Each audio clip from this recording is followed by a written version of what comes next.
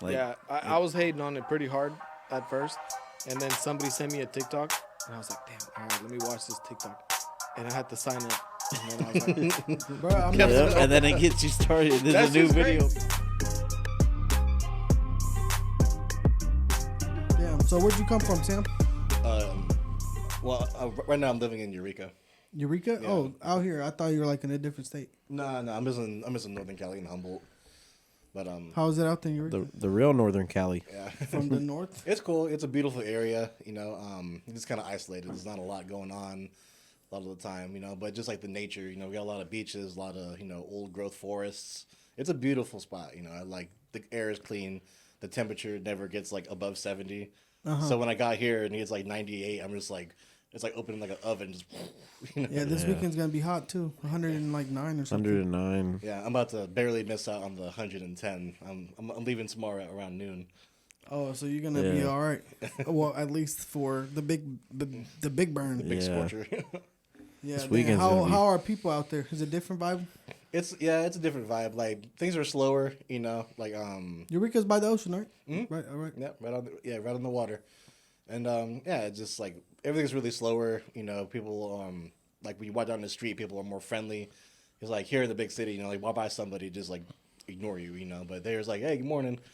People are a lot more, ready to like build, friendships, relationships. Over there, it's a lot more close. Yeah, Like, a lot more tight knit, Yeah. But it's like small enough where like almost like everybody knows everybody. okay. Wow. That's cool. Yeah, it's different. It's definitely a culture shock, Yeah. And then you come out here and nobody really even talks to you. Huh? Yeah. What made you decide to move out there? I just had to get away from the big city, man. Like, and I got tired of the traffic. I got tired of just like the heat, and I just got tired of all the attitudes, But like, so I just needed a big change, and just moving into like a more like rural spot, get closer to nature, and just kind of focus on what I want to do. And I've been loving it because I've been there for about like 8 years, I think, about 7 or 8 years now. Been a while, yeah. Yeah, And, What do you do out there? I'm a CNA. CNA? Yeah, I'm a certified nursing assistant. Oh, okay. Yeah. That's pretty cool. Yeah, I like it a lot, man. I just reached my first year of doing it, my 1 year anniversary. So What made you decide to get into it? Do you take care of like, cause it's like a caretaker kind of in a way, no? yeah. I work on a care team with like nurses and doctors and everything. But what got me into it was when my brother Scott, you remember Scott? Yeah. When he was going through his brain cancer and going through hospice, it was me and my mom were the ones like taking care of him full time. So so I'd go to work, work my early morning cooking job. I cook 8 hours. I'd head straight home, give my mom time to rest, and I'd take care of him. So I did that for a whole year. A whole year I took care of my brother and just helped him with his his daily needs. Like I helped him shower, helped him eat, helped him everything. And then after he finally passed, I was like, you know what? I think I'm pretty good at this. I think I can make this like my living. So what I wanted to do at first was go straight to hospice, straight hospice and help people who are going through the dying process. That's rough too. It is rough. That's like the harder part of the job. So It is like emotionally, but also I couldn't go straight in because like when you lose somebody, hospice doesn't want you to work there for at least a year, just so like you're emotionally like you're healed, you're more healed and more ready to like do the work, So that makes sense. so eventually I'll go to hospice. Yeah. That's the thing about hospice. It's tough to see people die, and I've seen a couple people die, like literally watching them. At my mom's she has a couple of care homes, and I remember this one guy. I walked up in the house one day, and she was like, "Yeah, he's dying. His family's here." So I walked up in the house, and he's literally laying in bed dying, and his family's sitting around the floor, on the ground, literally sitting and laughing and chatting and stuff like that. I guess they just somehow they were saying bye to each other. They got just enough time to say bye and have a good, I don't know, like dismiss on a good note, I guess. I've never seen that before. That's actually weird. nice though, because a lot of people don't get that. Yeah. It's not like we don't know when we're gonna go, so we don't get to say that goodbye. So I guess that's kind of cool to be able to do that. Definitely. Be around your family and be able to do that. Would you want to know? Nah. You'd rather. Yeah. I mean, Me wouldn't personally, wouldn't but- that be weird to know when you're gonna die? Right. I mean, like knowing like the moment that you're gonna go. yeah, And then where do you go? Right. That's Yeah. the question. So where do you go? I heard you have a kind of a different point of view on life and stuff like that. How do you stand with that? Well, like if you're to ask me what my belief is, I would say I'm an atheist, you know. But if I was to I guess a more like honest answer would be like more agnostic, mainly because I just don't know, you know. So like to me like when I think like if I died, it'd probably just be like how it would be before I was born, just oblivion, you know, like nothing, and I'm okay with that, you know. But no, it just when Scott finally passed, you know, the way I thought of it was like, oh, he's on to like the next step. He's on to the next adventure, you know, where I can't follow, you know. Why? So you thought that he would be on to the next one, but then you don't really think. I mean, like, you know, it's the great mystery, you know. Like I don't know where he went, you know. Like he could be gone or he could be somewhere else. I just don't know, you know. So atheist means I don't believe in God at all, and I'm strong in that. Agnostic means I'm kind of open, but I just haven't found the evidence. Or is that how it kind of? Pretty much like textbook definition, atheism is just lack of belief in God, you know, just Okay. like unconvinced, you know, and like atheism, I guess like because agnostic is kind of saying like I'm not too sure.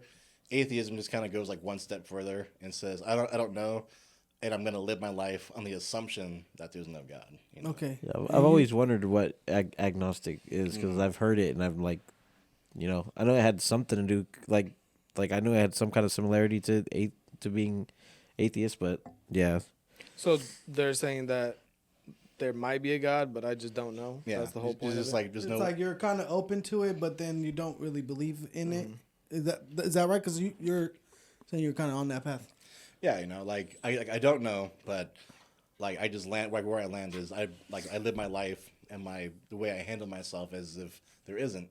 You know, and if there ever was to be proof that there was a God, then I wouldn't be an atheist anymore. You know? So how did you become to be or agnostic or atheist? Like, let's say you Let's don't go know. atheist. How I first became. Yeah, when did you realize? Okay, I'm atheist. So, and did you believe in God before that? Oh yeah. I was raised Christian. You know, like my mom was a Sunday school teacher. You know, my whole family is Christian. You know, and I was raised. You know, like I always went to like Bible studies. You know, and you know, like I really believed in God. I prayed a lot. You know, and did a lot of church activities. And then I think when I finally like became an atheist, I was probably like 25, 26. That's when I kind of like started calling myself an atheist. But I always like questioned, you know, even when I was believing, I was still asking questions, you know, like why would, you know, what if, you know, like if the God of the Bible, you know, there's so many different gods, you know, but because I was Christian, you know, I was focused on the Christian God, you know, like, oh, if, you know, why would God do this? Why would God do that? So I was always asking questions, you know, but probably about 25, 26 is when I kind of just decided, you know, that hey, I don't have any proof, you know. So Was that around the time your brother passed away, or no, my brother passed away a year and a half ago. a year and a half ago? Yeah, January. So how 15th. did your lifestyle change because you decided that hey, I don't believe in God anymore? My lifestyle? Like what changed?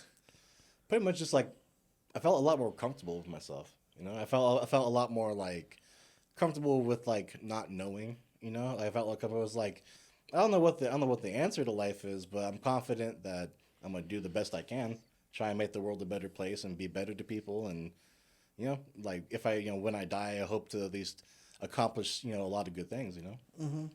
So what happens if God is real? I mean, I wouldn't be an atheist anymore. Hey, well, what if? So you don't find out until you die. Then what?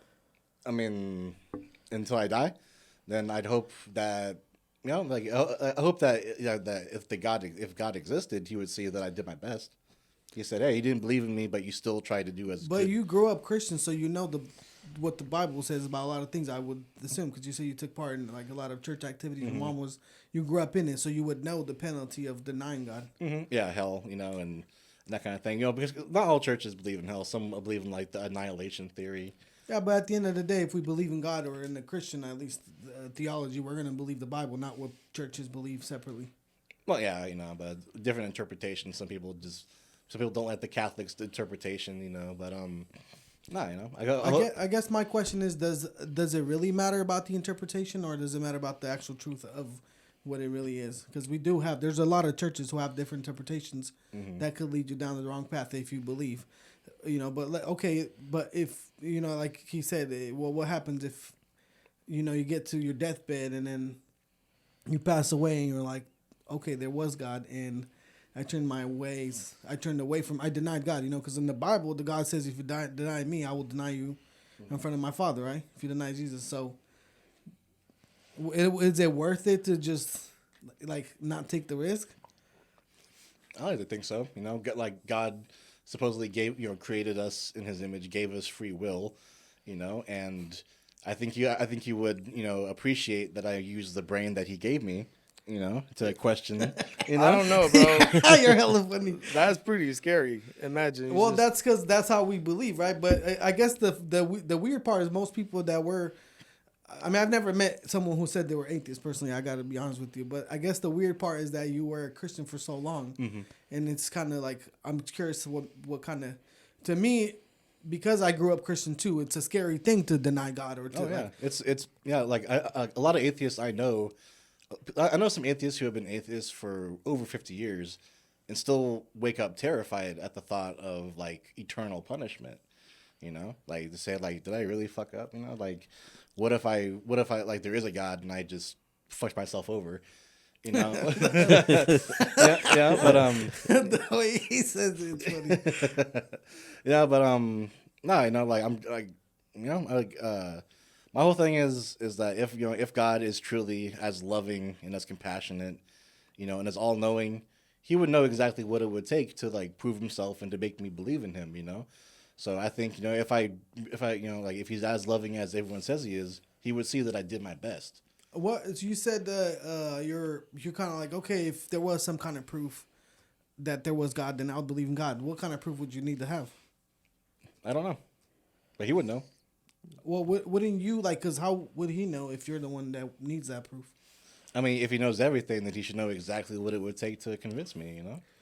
No, but maybe everybody kind of gets exposed or opened up to things at certain times in their life. Like we're all on different parts and different paths in our journey, right? So, you know, what if right now you don't see it, but later on down the road it's revealed to you in a way? Then, you know, because I know like myself, I grew up in a Catholic family, Catholic background.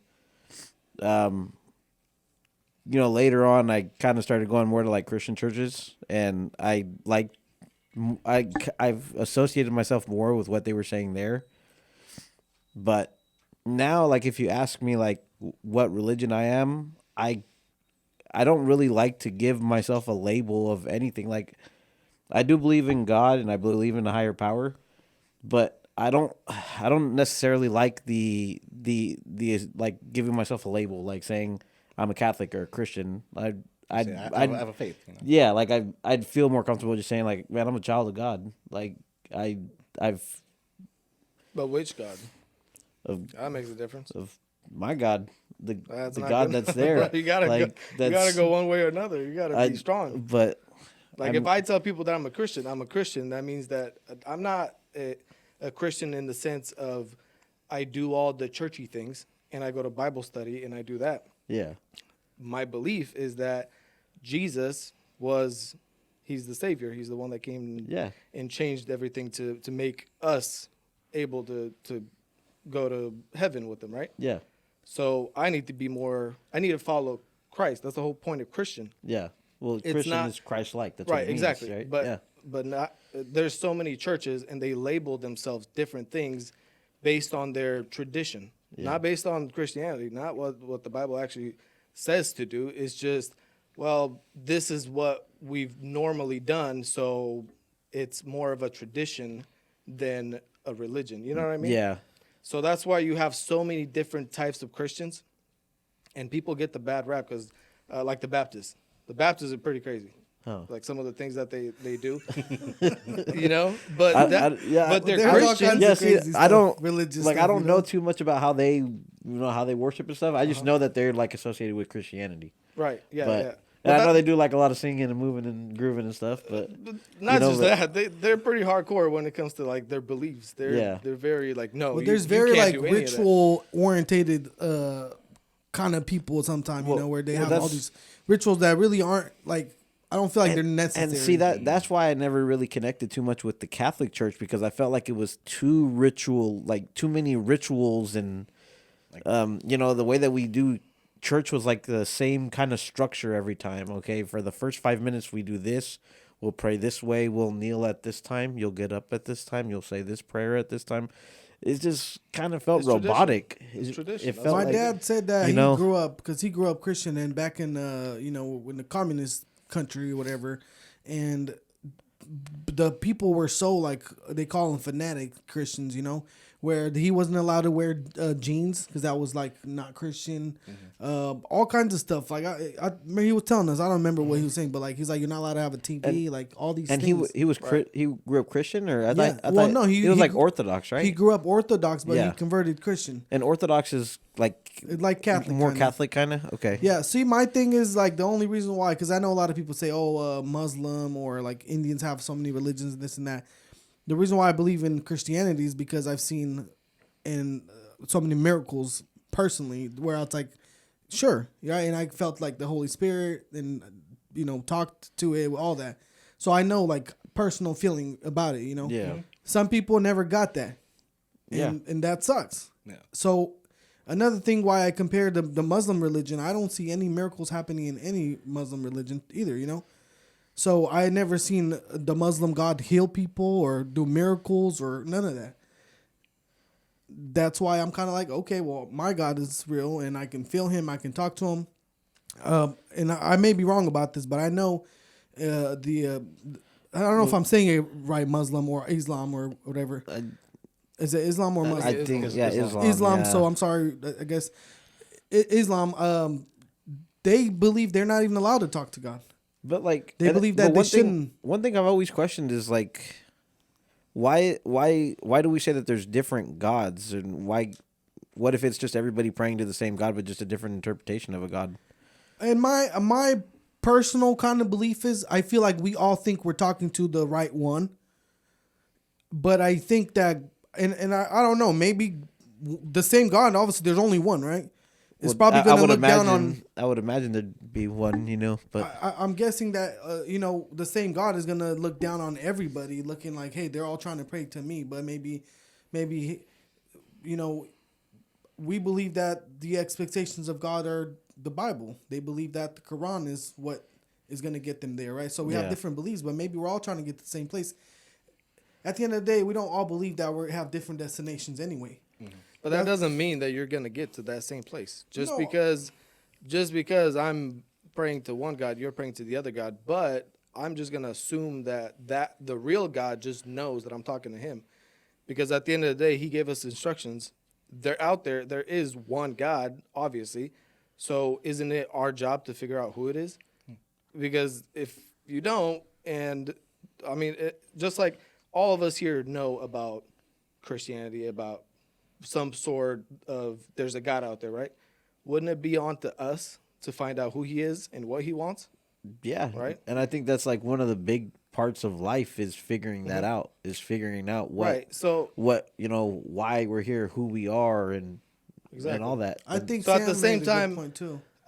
yeah, because he said you grew up Christian, and then you didn't have the proof where you just felt like if God is real, he'll just show himself to me.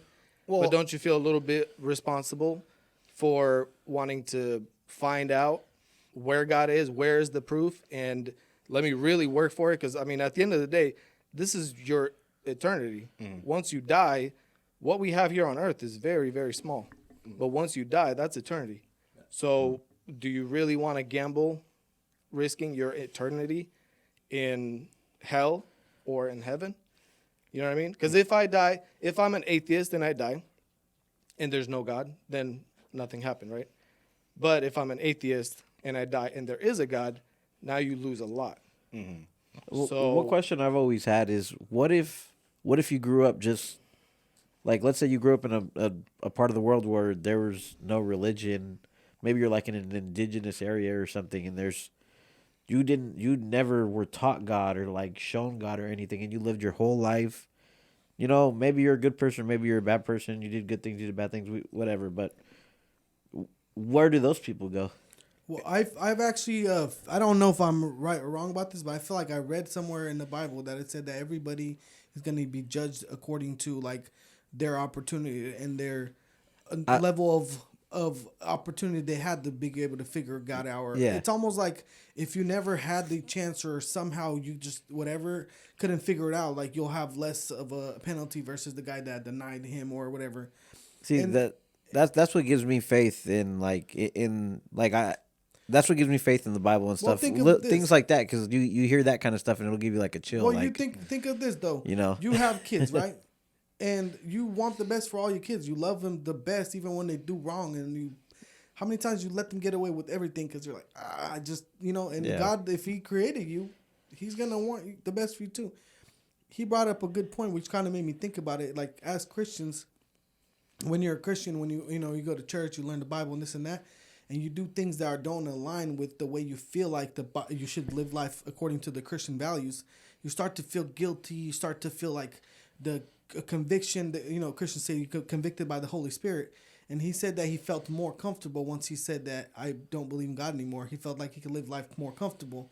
Could it be that he was being convicted for the things and how he was living life, and he felt like, oh, it's not really like the Bible's making me feel convicted, so if I don't believe in God, then I could just live free.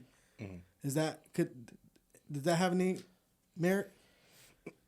No, it's more the fact that it's just like I see people around me, who like when I ask questions, I say, hey, why would this happen? Why would God turn Lot's wife to a pillar of salt? Why would he do these random things? And it's like pretty much it all boiled down to you just gotta have faith. You just gotta have faith. You just get I over and over I'd hear this this answer, and I'm just like, man, why would the supreme being give me this brain, and make me, and give us this curiosity, and to just have and the only way he'll accept us is to shut it off, and just say, oh, I just have faith, pretty much I felt more comfortable being able to just be free to think for myself, to ask questions, and to my whole goal in life is to believe in as many true things and as less false things as I possibly can, I just do my best, to just try and find the truth, in a rational and calm way, and to not judge people for what they believe in, Yeah. I mean, that's a good way to live life, to not be in conflict with people. Mm-hmm. You said something about you want to do good things, but there's so many things that we what is good to you might be bad to another. Like, how do you draw the line? Because a lot of people and a lot of the things we believe are good or bad. Mm-hmm. I feel like a lot has to do with the morality. Stemmed from morality. How do you say it? Yeah. Morality. Yeah, for sure. And a lot of it, you'll see how a Christian person will live, let's say, versus someone who doesn't. Let's say there's no specific examples, but some people who won't really, you'll see really nice Christian people who'll take care of people. They'll do everything for them. But you'll see bad ones too, so there's no exception to that rule. Mm-hmm. But then you'll see other people who do bad things. I don't know. There's really no conviction. A Christian person's not gonna want to go and be a prostitute on the street and do criminal stuff and beat people up or kill people, right? Mm-hmm. They get convicted and they feel like, oh, God's not gonna like me for it and this and that. But if you don't have a God that would hold you to that standard, why where do you draw the line? Where do you find what's right and what's wrong? Where's what's my source of morality? What's right and what's wrong, and how do we know that that's right and that's wrong? Because there's a lot of people that do a lot of bad stuff, and they in their head, especially racists that go and kill black people and stuff like that. Well, they're inferior. We don't want them to. And they're totally convinced that they're in the right. Yeah, and they're the right, and they believe that God, their God or whatever they believe in, and a lot of them call themselves Christians. It makes no sense. Yeah. They do the same thing, but what's right and what's wrong, and how do you know which is what? Might be some mental illness in there, but yeah, mental illness for sure. But to answer your question, I can only speak for myself as for where I find morality. I find my source of morality for morality in my reality. I know that my actions have consequences. I know that if I if I want to stretch out, I'm going to be invading your space. It'll make you uncomfortable. I know that if I reach over and punch you in the face, you're gonna be pissed, and we're gonna have a huge conflict. Yeah. I just know that that everything I do, everything I say, everything I do in my life, in some way will affect everything around me. So I feel like my morality stems from just like that I'm part of this large group of people, and that we all have to get along. We all have to survive and grow and do our best. So that's pretty much where I find my source of right and wrong. I know that I wouldn't want to be robbed or killed or hurt in any way, and I don't want that for anyone else. Yeah, and So that, you they say kinda that's like, what, hey, treat people. Like, hey, I'll Do unto everybody how I others. don't. yeah, and they say that's what makes us different than like animals and stuff. You know how they say, oh, we evolved from monkeys and stuff. Maybe that might be true to some extent. Come on, bro. I mean, maybe You I don't. for real? I'm, You really believe that? No, bro? I'm, we I, didn't. I, There's no truth I'm in just, You're gonna get I'm gas not, for I'm this. not confirming Nah, bro, anything. get outta I'm here, just man. saying. They put something in the drink. It's fine. Nah, No, bro. no, I'm just we saying. didn't come from monkeys. Come on.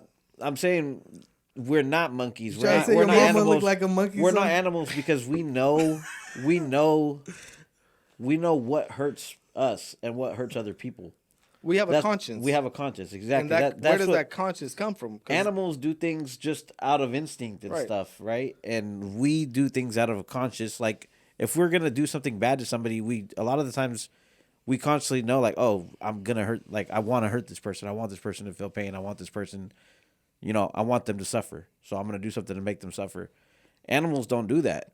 They attack each other or fight each other and stuff out of like Instinct. primal instincts. Yeah, it's Mm-hmm. that's so So why do people fight each other? ego, stupidity. Anger They don't know. problems. They don't know how. They Ignorance, don't know yeah. how to. They don't know how to work out their But problems here's any other another way. question, right? Like, because I hear this one a lot. People talk about it, and they're like, "Hey, well, there's evil, right? You believe in evil too, or the devil, or anything like that?" I don't believe in the devil. I don't superstitious things. I don't believe. I do believe that there are evil. I do believe that there is people. So who, what is evil then? people who have no remorse and causing harm and suffering on other people. Yeah. So there's okay. So where does that come from? Because there's people that make a point that there's always got to be an opposite force. So if there's evil, Yeah. there must be a God too, There must be good. Well, and good. light and dark. You can't have any light without You know? darkness. It's everything's So that's kind of a question. it's Like, the yin, Like, the where, yin and the like yang, where the right? source of evil would come from. yeah. I mean, trying to Like, think. why would somebody be born evil or like be evil and become evil? Well, I definitely don't think people are born evil. I think that a lot of it just depends on our environment, who we surround ourselves with, where we're from. There are people who I'm sure who are like born, in like ISIS. People who are raised to hate other people who don't believe in exactly the way we think. I think that come out as a clean slate and how we perceive things, how we learn. I think a big part of it is just like being able to think rationally and being able to like dissect what we're told and try and find the most accurate way of living. But yeah, I think there are definitely evil people who hurt children, hurt animals. There are some sick people out there. I'm not going to deny that at all. But I don't think it has to be a supernatural reason for people being good to each other or bad to each other. So how do you know what's good and what's bad? Like, let's say, because everybody has different experiences. So why does my experience make me right and Hitler's experience makes him wrong? What's the difference? If there's no Well, in his mind, he felt he was right. But right, but that's what I'm saying. Like Yeah. in his mind, and there's a lot of people out there that they believe that that's okay. It's completely fine to kill and rape, and they obviously do it. Kill and rape and hurt other people like that, right? Yeah. In their mind, in their own reality, because everybody wants to talk about their own reality. yeah, You're in your own reality. You're right. Okay. I think that's like. So just why people does that- They're feeding their ego instead of feeding like their actual soul. At I get that, point. but there has to be a line where everybody knows this is it. This and everybody feels. A lot of people feel that they know what's right and what's wrong based on just how they see the world, right? Yeah, So where is it? Where's that? Because we get it as Christians. We get it from the Bible, right? We get our 10 Commandments. right? Yeah. Don't kill, don't steal, no adultering, a lot of different things. Don't sleep with the same gender, that kind of stuff. We get a lot of the things that keep us I must have missed that commandment. Which number was that one? what? To not sleep with the same. Well, it's not in the commandment, but it's in the Bible. It says not don't sleep with another man. It's a blasphemy. So Sodom and Gomorrah got burnt for specifically that reason. That was the story That in was the Bible that was the about story. that. Yeah. Right. So we get all these things that keep us not bound by all these things, but it's almost like you're a parent and you see your children going down the wrong path, and you tell them, "Hey, don't do that because you're gonna fall off that cliff." It's the same way, if we end up, well, I'm curious, I just want to go, trust me and let me do what I want, sort of thing. You kind of gave me the brain to do what I need to do and be curious. Then you go and fall off that cliff. Whose fault is it? Yeah, but sometimes you got to fall off that cliff so you could hit the ground and realize, like, damn. Yeah, but when you I fall shouldn't off that cliff, no more. you're not coming back. But a lot of the time. that's true. That's true. So do you It's want to like- learn from your experience, or you want to learn It's from? like one of my favorite sayings is you got to be broken before you can be blessed. And I always say, just hope that when God breaks you, or whenever you get broken, just hope that you don't get broken too bad to where you can't come back. I got another question for Sam. He was talking about how he likes to seek the truth and try to find out. He's still like in the pursuit of like maybe something. Have you looked into any other religions? Oh yeah. I love studying different faiths. I've read I've read the Quran. There's a lot of bad things in that book. But I've looked into Buddhism. What would be an example of a bad thing in the Quran? I mean, the fact that the one that I always jump out, because I do have friends who are Muslim, and we get into similar conversations like Sure. this. And a lot of them say, why do you hate Allah? Why what makes you think? And I would always say, why would God, have this prophet, who would rage a war against everybody, and then I always bring up the fact that that he was a pedophile, that he married a child, and that kind of thing in the Quran, and there's a lot of things in the Quran that I just definitely do not think is moral or just or anything. Yeah, that's some extreme shit. It's funny that he mentions that, because that is an argument that most people make, is that he was pretty much like slaughtering all kinds of people and this and that, but now then he claimed to be the one, so and the fact that just differences between Christianity and Islam, is Christianity has been through different schisms, different changes, different churches, the fact that first, there was, the one covenant, and that turned eventually morphed into what the Catholics became, and then the Great Schism, Protestants. Now you have a whole nebula of different congregations, but with Islam, it is not allowed to think outside that this one pillar. If you deviate from it, you're. That's because there are dire consequences for that. If you're a Christian and you believe that Jesus was gay, you're not going to get slaughtered for it. But if you're part of the Islam community and you say something that's completely opposite of what they want you to say, you will get slaughtered for it. Yeah, and but things with them is every argument that a Christian would make about Christianity being true, a Muslim would make the same exact arguments. So it comes back to the reason why I became an atheist, is just everybody has their their arguments, but after a while you start seeing all these similarities. Everything, they use the same arguments for their own beliefs. So you guys believe in one God. I'm just willing to go one step further and say there probably is no God.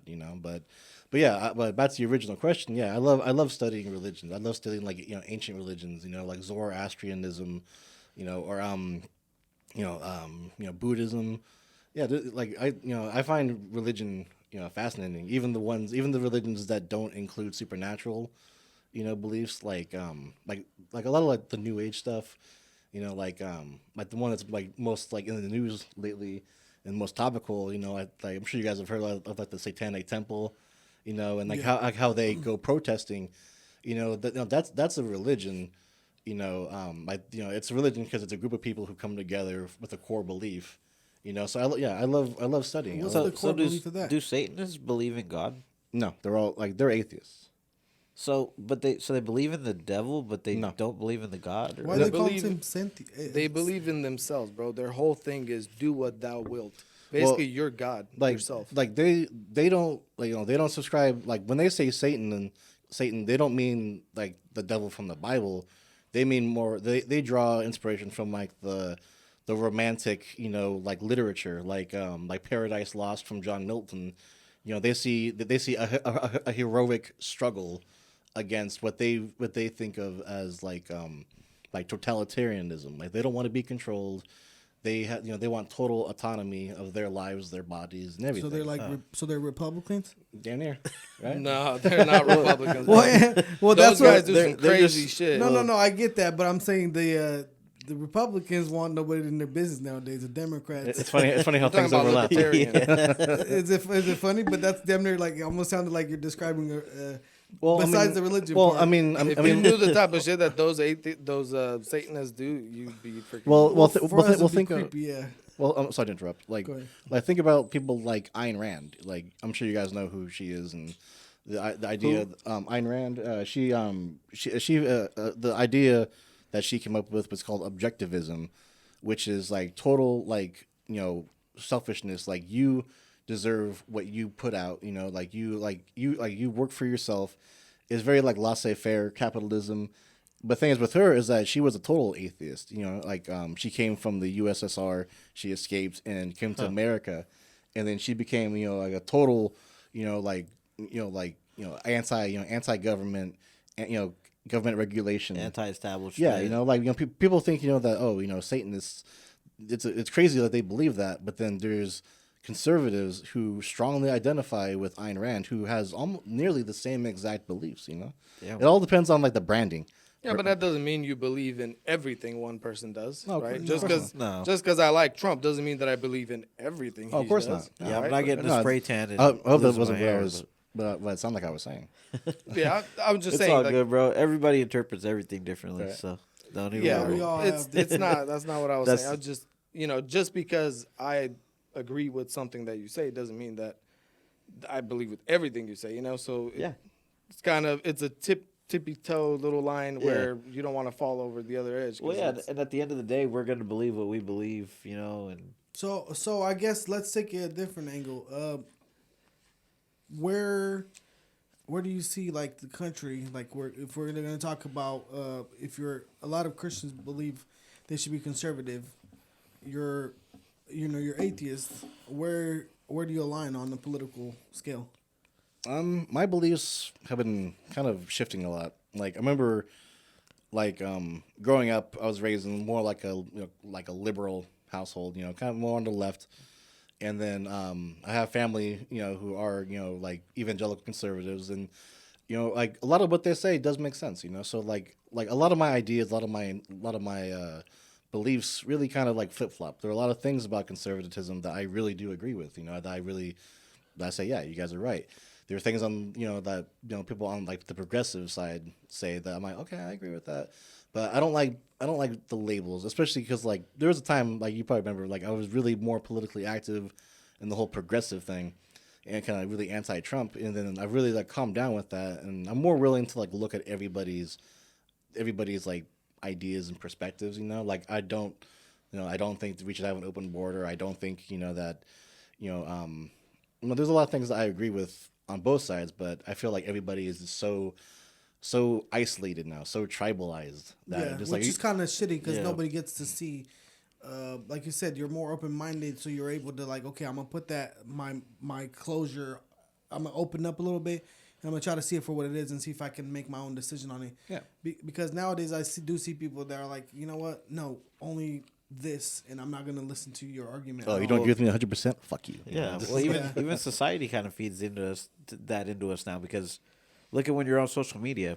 If whatever you kind of look more into, whatever videos you watch more conservative videos, they're gonna feed you more conservative videos. Like That's the algorithm. yeah, and so they feed into that separation right there. And like you're saying, like, dude, everyone can have good ideas no matter what party or where you're from or whatever. But then the labels start to get in the way, and then it starts to kind of make things blurry at that point.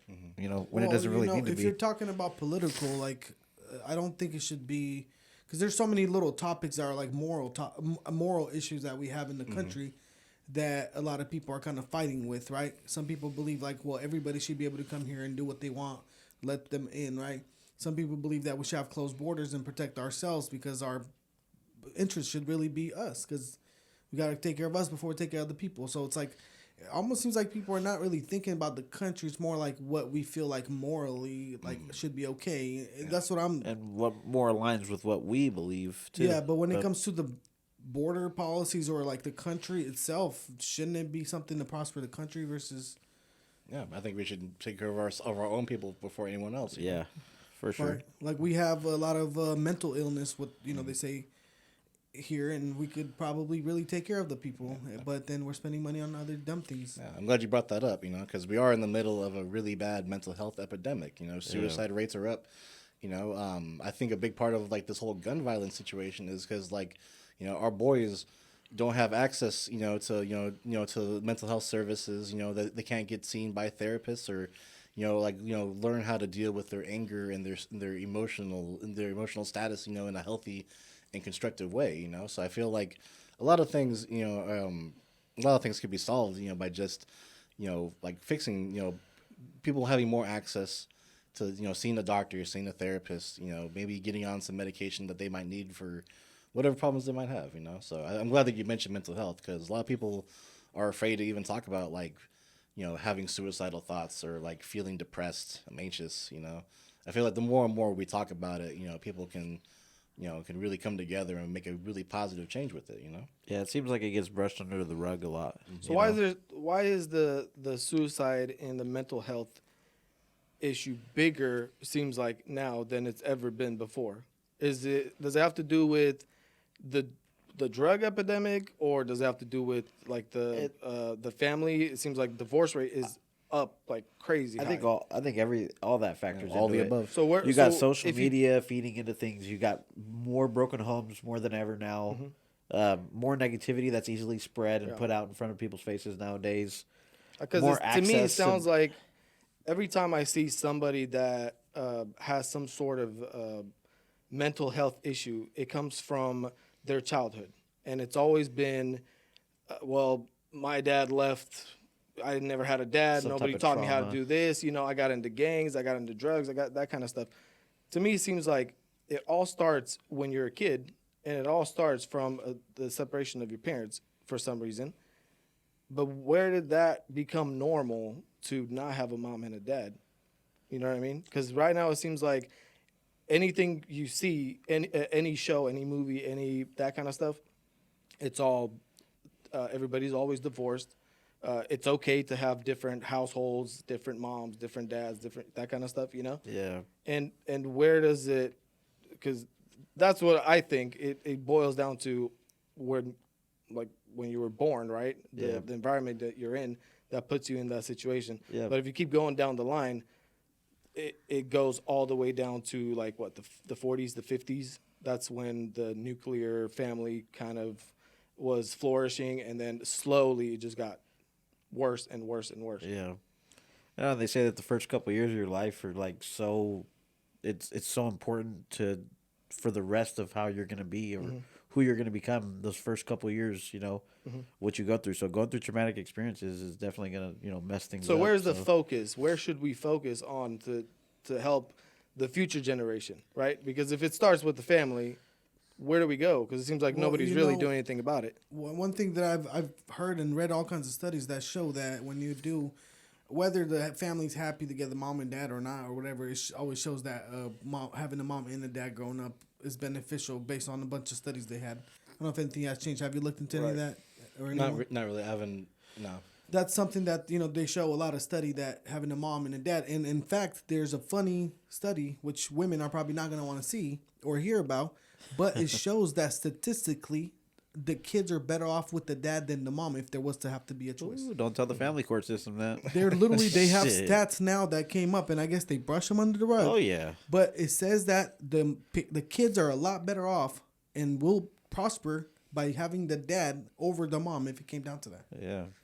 So I Well, wonder you why hear that is. you I hear think deadbeat because dad all dads the will time. You don't hear probably- deadbeat moms. My guess is that a dad will put more structure, maybe the more like masculine vibe of intimidation. I don't know. Maybe the kids will be more See, scared of the dad. I don't know. You I know what agree mean? with that because, like, with my daughter, like I've told you before, she does not cry when she's with me. Like this kid, but she cries when she's with her mom. Like I'll hear, her mom will call me. I hear her crying in the background. I'm like, who's that crying? Like, oh, that's Raina. Why is she crying?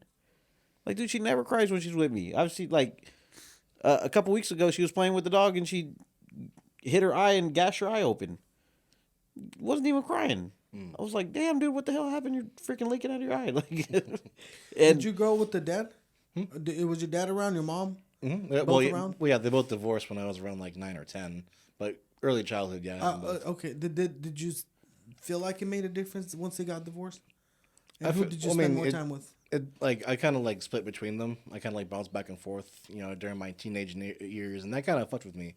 I can definitely see, if like both your parents are still around and you want to see both of them, and you try and, try and go back and forth. That messed me up. It took me a long time to get over that, but I feel like having them around, like I don't care if it's a mom and a dad. It can be as long as like there's a team. As long as they're in a safe, supportive environment, anyone can flourish. But I feel myself very fortunate that I had my parents with me until like 9 or 10, because I definitely like two people, who were both either one worked, one didn't work, but somebody was around to like watch after things, make sure that lessons were learned, and things were comfortable and safe. It was Do you always- think things always would have been guidance. different for you if you grew up with them without like just having them around all the way till you're now? Oh, yeah, I'd be a very different person. Yeah. In what way do you think? I mean, besides the fact that both my parents taught me separate things, but just like like people who have like single parent households, like the mom died in childbirth, and that was the dad taking care of his newborn. Both of them are going to struggle. A lot of time that those stories come out positive. Like they struggled. The dad worked 2 or 3 jobs to put to make ends meet. And to put the child through school. I feel it's all really case by case. All depends on the parent. And where how things work out. But yeah, definitely having just one is just a huge disadvantage for anybody. Right. Yeah. I mean, even financially, you could probably say that because Yeah. like you'd have more things. You might have more things in school. Like, for example, even us growing up, like, some of us grew up to try to steal stuff and make some side money to pay for some stuff. We all have our past. Because we, like you saw all the kids with the not saying that our parents like didn't want to take care of us, but like some people had more than others, right? So like. You would only assume that if you only have a mom, she's always at work, or a dad, he's always at work, and maybe he won't have a double income. Mm-hmm. Yeah, somebody might be paying some child support or whatever, but that's not really gonna, Yeah. So now all of a sudden you're starting to like have some free time because nobody's really watching you, like you mentioned, and then, hey, I'm gonna try to make a little extra dough because you know what, they got the new Nintendo and I don't. Mm-hmm. Yeah.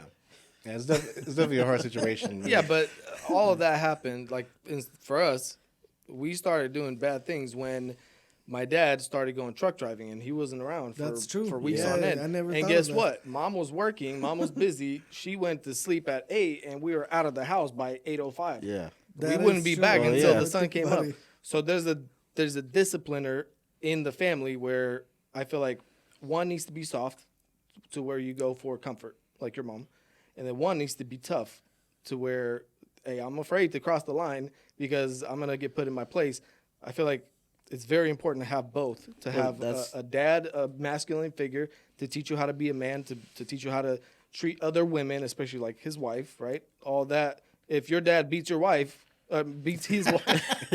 I hope you don't if beat you're- my wife. If your dad beats her Damn. wife, your mom, and you see it, you're gonna grow up thinking, hey, well, it's not that bad. My parents did it too, Yeah. right? So Well, it's like you parents need to that be taught. Yeah, it's like parents who fight constantly in front of their kids, Mm-hmm. and then the kids grow up and they get into relationships and they just fight with their significant other. brings all back the to the time. mental health situation. Right.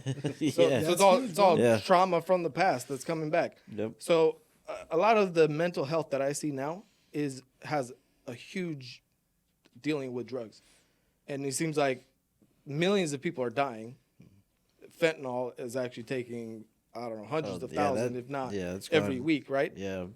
So where does that even start from? Does it start from that? Does it start from your childhood? Because everybody Well, seems like they're doing some sort of drug to kind of cover up your trauma from They're the searching past. for something, you know. Right. Well, I just heard about a story about somebody who, this lady married this guy pretty recent, and she just kind of dumped him, and we're like, what the heck? What happened? But I guess he started doing cocaine because he was depressed. But he didn't want to go to a therapist, so he started doing cocaine, and now he's doing coke all day, and she threw him out of the. Now they're gonna get a divorce. Of course. It's That's like, normal. dude, Wasn't that good of a self medication right there, right? it's well, obviously that doesn't work. Like he was saying, you know what? Maybe there's a better way to deal with the stuff. But man, having a good mindset or like being mentally okay, it's huge. Yeah. Oh yeah, happy, content people don't turn to drugs. You know, people who want to escape from some situation that they're in, they want to numb themselves. You know, so I feel like That's true. you know a big part of it is just like accept I go to therapy. I do see a therapist a couple times a month, and it just gives me a time to like reevaluate things. You know, like I can talk to my therapist and say, hey, I've been having a lot of stress. You know, lately I've been kind of doing this. You know, and then she can and like it's just having like a safe place where somebody who is there to help you, who's trained to help you, and is able to give you like different ways of looking at the situation. Like, hey, maybe you're anxious because you've been working 16-hour days, and like you're not getting any sun, you're not doing this and that. Maybe you should, like it's just different ways to like look at your life and reevaluate what you can do. You know, so I really think that a big part of like the drug use, along with mental health, because they always go hand in hand. Yeah. You know, like even people who are healthy and start getting on drugs, their mental health slips because of that. You know, Yep. so it's just a vicious cycle. You know. Well, you know the way because what he just said, it kind of made me think about it.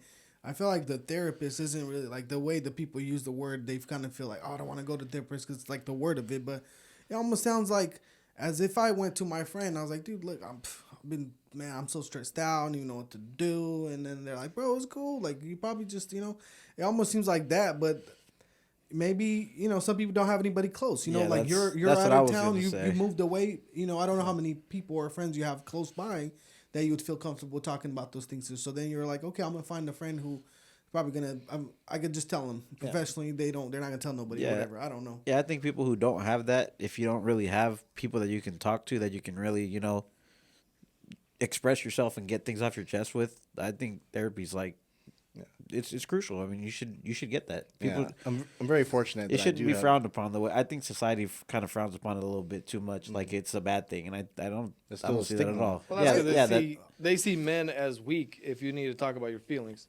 yeah, but I And mean, like I feel like it's looked me, down on. I'm fortunate enough that I got people that I've got friends and family that I could talk to. But what about the people who don't have that? That's because the idea of a masculine man is you don't cry, you don't talk about your feelings.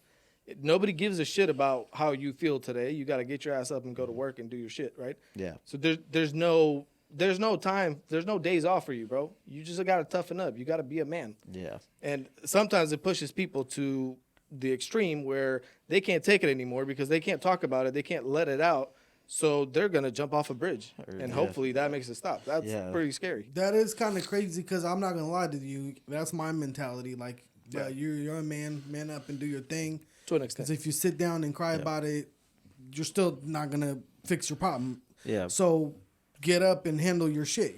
Yeah. But I think that to a specific, not a specific, but like to a certain extent, you do have to talk to your friends. Like, damn, bro, I'm freaking tired of this shit. Like, or I'm like so stressed out or whatever. But I think you got to talk to somebody about it. You just got to figure out who you want to talk to about. But That's still, where the realization comes in from. but still, when you start because that's the opening reason. up. Like by having conversation, you get little things that pop in your head. Like, dude, you're right. You know what? You know what? You're right. Maybe I just worked too many hours. I'll take some time off. I'm gonna feel a little bit better. I'm gonna get back to the grind and I'm gonna fix my life. And that's like how the therapists work. They don't necessarily like have tools and like or gonna tell you how to live your life and stuff. They kind of get you to open up yourself and figure things out for yourself, right? They just like how Jordan Peterson talks about, in his book, how he's like, I'm very, very, very careful about giving people advice because it is so easy to give somebody wrong advice Because if someone's sharing things with you, opening themselves up, like, hey, I'm experiencing this, and they're not telling you everything about it and being 100% open with you about what's going on, you could easily give them the wrong advice. Because you're, Honesty is the key, man. yeah. 'Cause So if you're not honest about what you do, what you're feeling, and you're not honest with the people that are trying to help you, what the fuck's the point? yeah. But So- then the problem is also like how many people see things so different from the way we see them, to where like if I tell you the story and then he tells you the story, we could have said it a whole different way, and now you wouldn't know. If you heard my story, you probably give one advice. If you heard his story, you're like, dude, like it sounds like me. Hold on, what's the truth? How should I even give you advice? And I know Jordan Peterson. I think in one of his books, he talked about how he couldn't give somebody advice on certain things because he said a lot of therapists will say, well, did you have trauma? Is it possible that somebody touched you while you were young? Is it possible this to happen to you? Are you sure about it? And they start thinking and they start believing like, well, maybe that did happen to me.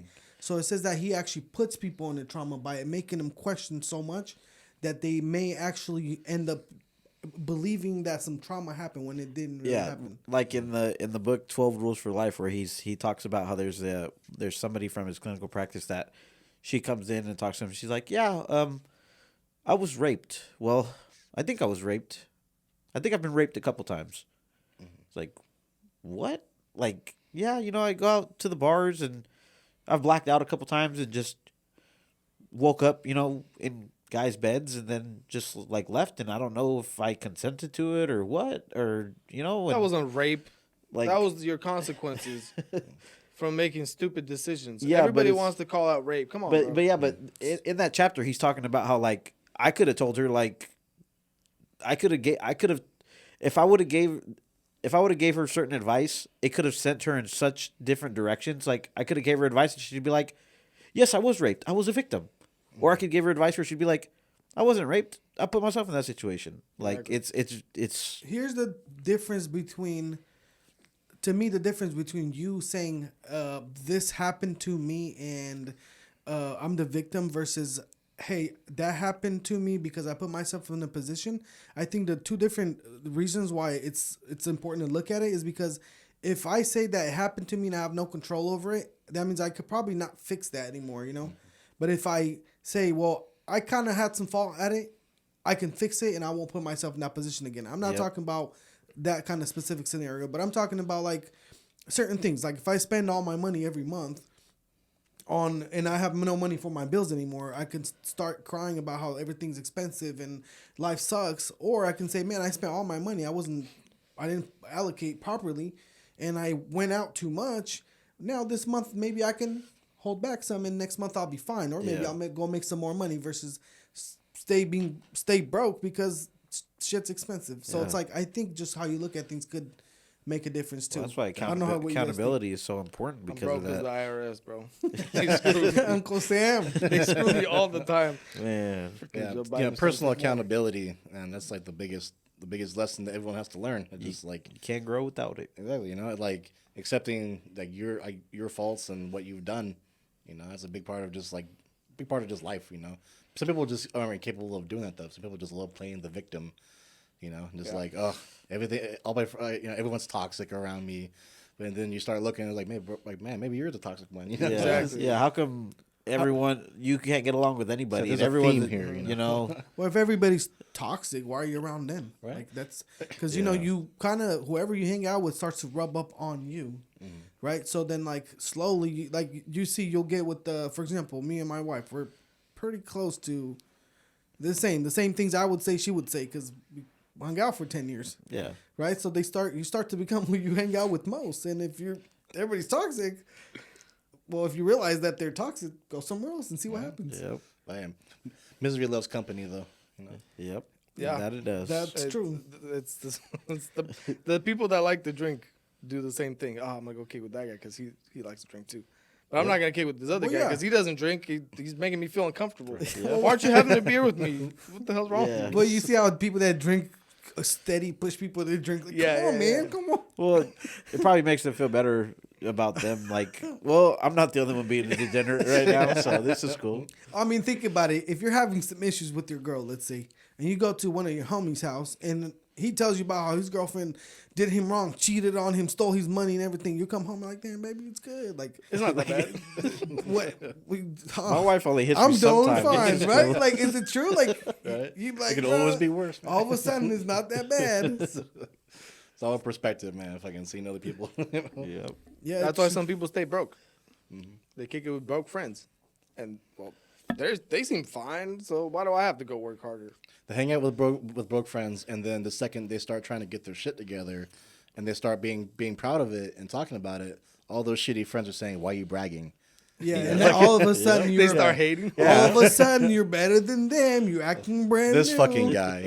Yeah, Hey, but you know what? He made a good point. Like, just taking on like the responsibility is huge, and I feel like it's the number one sign of maturity is you being taking on accountability.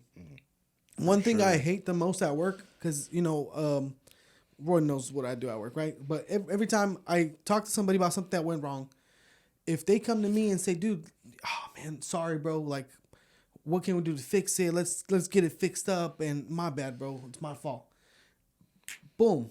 I don't even care. Like, I really don't care about what happened anymore. You're honest. But then they come to me and like, oh, and all these excuses and like, oh, no, I didn't have time. And all of a sudden I'm like, bro, get your excuses out of your ass and get out of here. Yeah. Like, for real. Like, we're all adults. Just because you have excuses doesn't mean your responsibilities are gone. Yeah. Your excuses do not erase your responsibility. Just because you have an excuse that your foot hurt and you couldn't go do your job on Monday doesn't mean that your landlord's not going to ask for the rent. Yep. You know? And I'm not saying you're renting. I don't know. Maybe you haven't mentioned. I'm just saying. are you assuming he's broke? I'm not assuming. I mean, I'm renting, just saying. I'm triggered now. Don't be triggered. You don't seem like the triggered kind of guy. Nah.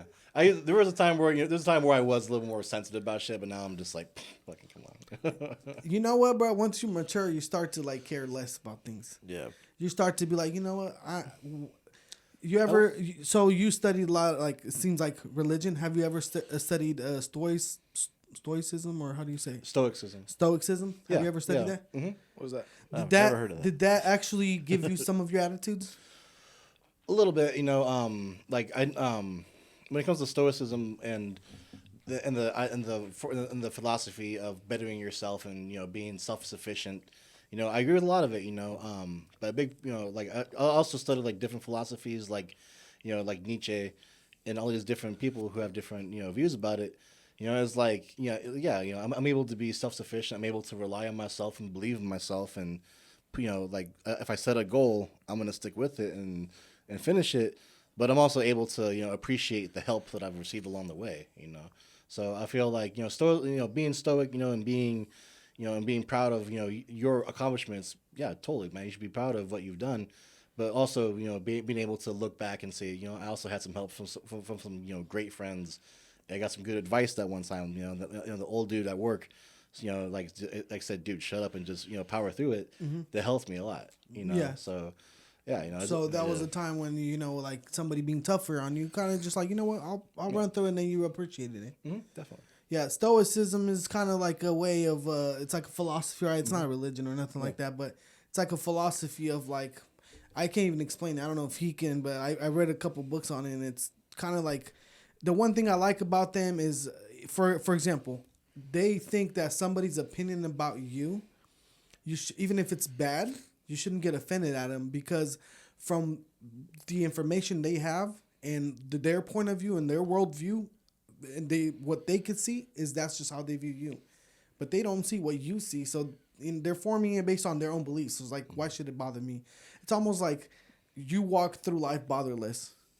So From don't what beef I- it with haters. Is that what you're trying to tell me? Well, haters got a perspective of you of, he sees that you're this, you're that, you might be fat, you might be brown or too white, or your hair's slicked back. Like, that's their point of view. And Would that be like a monk? Like how monks are? Like, I don't know about monks too much, but it's almost like, Well, it's like- almost like you just mind your own business. well, like I don't Monks. know too much about them either. But from what I kind of see, is like they're just like super at peace with everything. Like nothing gets them mad or triggers them. They're like, they're in complete control of their emotions. It seems like that's kind of what I see. I wouldn't call monks stoics, mainly because a stoic person it's all about bettering yourself and moving forward and gaining the things that you really want in your life. And the thing is with like monks, it's more like giving up those urges and giving up the things that you thought were important, but really it's more just like, being more in tune with the people in the world around you, and being at peace. That's the big thing, is peace. Okay. I personally kind of like that philosophy, and I read about it a lot. And obviously, like, it's not like there's some thing, you're not gonna agree with everything on every level. But one thing I did really like that I picked up another thing from there was they talk about how you should appreciate every single day, because you're not living every day, you are dying every day. Every day that went by, you closer to death. So you should appreciate the days as if you're dying every day. I never looked at it because you're like one that. day less, right? Yeah. Every day, today, the day that goes by today, it's gone, and we're one day closer to our, ending. Yeah. So he's saying appreciate every day and live life like, and honestly, I think that living life like that with that kind of mindset, it's That's a cool philosophy. help you, right? Honestly. It is a nice philosophy, because Yeah. guess what? If I know that every single day I have one day less, I'm not gonna be bothered by the stupid things, right? I'm not gonna be bothered by some guy who says something on TikTok or. Right, that's just the way I looked at it. Yeah, I'll be furious. What do you think about because Andrew Tate, he has that kind of mindset, the Stoics mindset. He We're talks gonna get about it a banned. lot. What do you think about him? Do you listen to him, or have you? I've listened. I've only seen like a handful of his videos. A lot of the things that he talks about, I don't know. I don't really subscribe to it, mainly because it mostly seems like hedonism to me. Like all the things that I'm gonna be building on is for the goal of like pleasure and of kind of like almost like a gluttony of like of the things like the luxuries. You feel like it's like a selfish kind of mindset, or I do. And I also feel like and I don't really know too much about his situation. I know like he was been in like. Well, he was like accused of like, and he's been in like jail or prison. What was that? he's accused of. having like a sex trafficking. Well, ring right kind now of he thing, just or- came out on Tucker Carlson's show, and he said that the accusation they have against him is of him actually brainwashing some women to do TikTok videos, which in return he took the money from, and that's what they called human trafficking. So that was his. He's form claiming of, it's that was his TikTok. pimping. That was his pimping, whatever. But but we're not gonna know actually, because I did see a lawyer read some information, which seemed like he was kind of brainwashing. And if all the stuff that the lawyer read, he seems a little guilty. Like he kind of, But I don't know. Yeah, the only thing I know about really like when I first heard about him, all I heard was like he's like not like a Jordan Peterson, but kind of like the self help for like men who are having like confidence issues or like who have trouble dating and that kind of thing. And I feel like like that kind of thing. If you want to do that, great. Help people get their mojo. Help them get that confidence boost. But I feel like people these days are so willing to like just jump on something and like fully commit and kind of like put the blinders on. Like I don't know. Like I feel like they take so much. They spend so much of their energy watching these TikTok influencers on how to be better people that they kind of just get sucked into it. I don't know. I feel like I what I'm agree saying? with that. He says we watch all these videos how to be better and this and that, but we're not actually doing anything about nothing. And Yeah. we're just sitting there And with. it feels like people are getting more and more angry. Like you start watching these videos like, oh, I'm not getting dates. I'm gonna watch this guy who says, oh, how to do better at dating, how to put yourself together better. And then things don't, either they don't do it. It doesn't work. Yeah, it don't work, and they get more and more angry, and they take that anger out on other people. Well, he mentioned earlier, like, why aren't households more together? Why are people less happy? Why do we have all these mental issues? But, like, you see all the things online, and you feel like it should be easy, and it's not working out for me. Yeah, it's never. I see all these guys with Lambos, like, dude, all you gotta do is this: work 3 hours a week and be in Bahamas, and you got a Lambo, and like, Bro, where's those my are Lambo? scams. Where's my Lambo? But I know, but Those now are scams to buy their course. Send me on- $50, and I'll teach you exactly how to get that Lambo. Exactly. you're gonna start your own.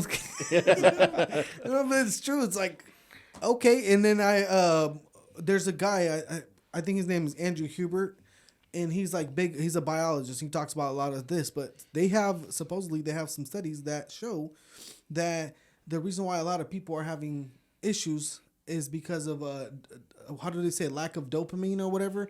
Because every time you watch videos and have this, it's like a dopamine release. Mm-hmm. So now it takes so much more to get you happy. It's kind of like when you smoke drugs. It takes more and more every time because you build a tolerance. So you're building a tolerance. You have like a dopamine resistance. And now the things that used to make me happy, they don't really hit no more. Like I need so much more to make me happy. Yeah. That's the way he explained it. And it kind of makes sense. It does. It does. You know, if I'm having steak every day, man, the steak's not that good anymore. Yeah, I need that prime rib. I need some lobster or something. I don't know. Well, dopamine is... You're supposed to get dopamine from certain things that you do, like completing a task or something. You get dopamine from that, but you get it at a small level. When you start watching TikToks where it's nonstop dopamine, or you start smoking drugs where it's a huge amount of dopamine, your body doesn't even feel the little dopamine that you should be getting anymore. It's kind of like what's called steroids. Steroids, as a man, if you're taking steroids to boost your testosterone or to build muscle and stuff like that, as soon as your body doesn't feel like it needs to make any testosterone because you're taking it synthetically all the time, now when you're off of it, you start freaking out. Your body is not used to it anymore. It's not creating that steroid or that hormone or that dopamine that you're normally getting, so you're freaking out. Now you're depressed. So have you seen these kids out there where they freak out when they don't have their TikTok or the Wi-Fi shuts off? Oh, yeah. Like my brother, remember, dude, this guy's addicted. He's always on his phone no matter what. When his phone died for like 20 minutes at one time? Or that one time when he didn't have any service and he freaked out and threw a fit. And had to go get his tablet and connect to something to play a game. Oh, no. Yeah. Well, you know what, bro? It's kind of crazy because even with the kids, like we haven't been letting the kids on the tablets because we noticed if you leave her on the tablet for a couple hours, you take it away, she acts up and crazy and like throws stuff. She's not on the tablet all day. The next day, then she's happy, playing around, no problems. I don't know. It's weird. It's like almost like they feel entitled or something there. I don't know. And then... Nowadays, even with the kids, it's hard to keep them happy if you let them on YouTube because there's so many people with, here, look at all these toys, and I'm opening the the little tutorials and this and that. And now, I don't got that toy. She comes to me, Daddy, can you buy me this toy? I'm like, yeah, sure. And then every time you go to the store, they want something new. Yep. Well, kids have been like that before TikTok, but they have. But like before TikTok, they weren't able to see all the crazy stuff they had that was out there.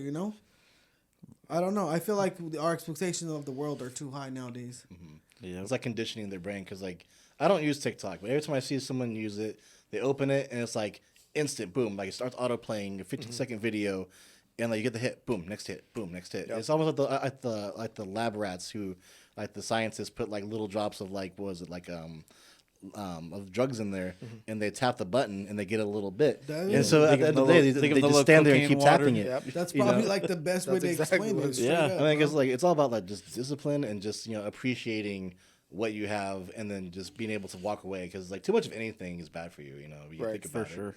Of course. So but when's the last time that you watched a 3-hour video? Not even a movie. I'm talking about a video. But you'll sit on TikTok for 3 hours just nonstop. And then you'll get that TikTok where it says, "Hey, you've been scrolling for too long. Maybe you should stop." You get that? they really got that for long, bro. I don't know. I didn't ever get that TikTok. Is it just me? I didn't even know that was. They really got that? Yeah, bro. Sometimes, bro. Damn, bro. How long you be on there? You addicted? I start on the toilet. My toilet time used to be 30 minutes. Now it ends up 45 minutes. It's crazy, bro. The damn Corolla. TikTok. The Corolla be telling me to take a break when I'm driving around for work. For real? Yes, it says take a break. Yeah, that's not a good car. Like, bro, take it back. I'm like, bro, I'm working. I can't take a break right now. What you mean? Well, you should, bro. Like if I wear my freaking watch, it'll like I'll wake up at night or something, move my arm. It says time to stand for a help. It's like 4 a.m. What do you mean? Time to stand. Go for a walk. Well, don't forget to stand. Yeah, in my sleep. Like hell no. Hey, sometimes it's good, though, to have somebody like... No, I'm not talking about the watch or whatever. Because you'll get stuck in a thing, like video games, for example. oh, I'll just be on for an hour. And then 6 hours later, you're still over there playing and tweaking out, right? Yeah. Sometimes it's good to have somebody next to you to tell you, hey, bro, you kind of overdoing it. Maybe you should quit it, you know? Yeah. Bro, But I feel like a lot of people don't do that because they don't want to deal with their kids. So just let them be. I don't want to deal with them. well, you know, it's a lot easier to give your kid a freaking phone or something and just then you get free time. But then is it really? Yeah, but seems then like they that's grow not up. They're tablet babies and they grow up on the internet instead of. and then they probably that's how we get mental issues too, bro. Like straight up. Yeah, bro, you see some crazy stuff on there. I played a lot of Donkey Kong and Super Mario. You said that growing you up. don't use TikTok. You'll be better on that. What's the main reason you don't want to use TikTok? I just like lately I've been trying to just step back from social media in general. Like I hardly like I might like check my Facebook like a couple times a week and then just like turn it off for a little bit. But I just like I don't know. I don't like the idea of like this app that just like looks at all these videos that I like and then just like hyper fixates on something. And I don't know. It just TikTok always just seems sketch to me. I just never wanted to download it because like I don't like the idea of an algorithm knowing all my preferences and sending my data to China, whoever the fuck owns TikTok. I think TikTok is that's like the least. That's the social media that I use least out of all of them is TikTok. Like, I was hating on it pretty hard at first, and then somebody sent me a TikTok, and I was like, damn, all right, let me watch this TikTok, and I had to sign up, and then I was like, Bro, and then it gets you started. There's That's a new just video crazy. popping I'm up. not gonna lie to you, bro. Like I hate it, but I love it. I hate it because I like it, and I sit there and it gives me like the funniest video. I'm like, ha ha ha, and then I keep sharing the hella videos, and I'm like, and then I sit there like, dude, I just spent like 40 minutes. Yeah. Like, I could have probably read a That's- book or like went for a walk or exercise, lose some weight or something. hey, I but don't know. you know what the good thing about maybe I don't know if it's good, but I stayed off of TikTok for like a week, and then everybody that I talked to, oh, bro, did you see that video? That's crazy. feel Did you left hear what out. happened over there? I don't know anything about the news or anything important. Every time I open TikTok, I get the news right there. Some crazy shit happened. Oh, this thing passed, or that guy is running from the cops in Roseville, and the SWAT is after them. Like, oh shit, what? Yeah. A lot of recipes there too. Good recipes.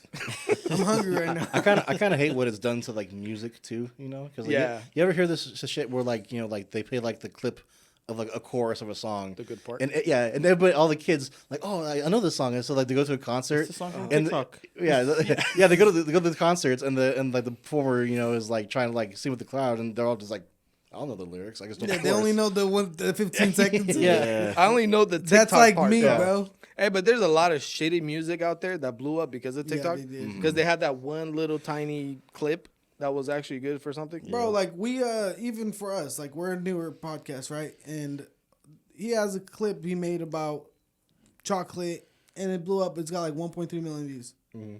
It's like just because of shorts. And then you can see how viral a short could go because of but nobody would really sit there and watch a 50-minute video unless they really want to see it. Yeah. But that you can see how it can go viral and it will help a lot of artists. Yeah. But Just because a little tiny part of the podcast is good doesn't mean the whole thing is. yeah, don't right? watch it, man. Don't watch it. Nah, I'm playing. If you watch it this far, you know it's good. Right. And we got Sam on, so Yeah, thanks for having me, guys. I appreciate it. of course, Hell man. yeah.